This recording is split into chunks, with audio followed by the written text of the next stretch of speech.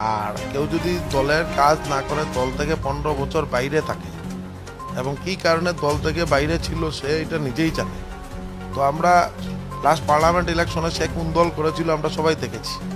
এবং এই ধরনের যদি কেউ যদি বলে আমি খেলবো, খেলতে আগ্রহ প্রকাশ করতে অসুবিধা নেই, সবাই দাবি জানাতে পারে, কিন্তু এটা বলবেন না যে বিজেপির পাতাকান্দিতে কোনো প্রতিদ্বন্দ্বী নেই, এটা আমি বলতে পারি।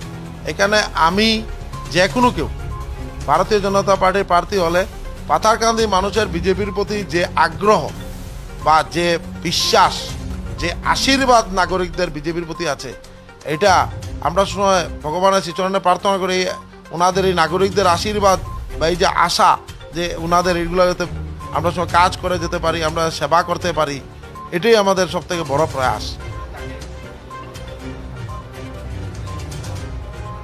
বিজেপির কোনো পাতাকান্দি রাতাবাড়ি আসামের 95টা সিটে বিজেপির সঙ্গে কেউ এখানে এসে দাঁড়িয়ে আজকে এখানে বলতে পারছি, আর আমি সগৌরবে বলছি 95টা সিট বিজেপি জয়লাভ করবে এবং মুখ্যমন্ত্রী ডক্টর হিমন্ত বিশ্ব শর্মা হবেন, তাতে আর কোনো সন্দেহ নেই।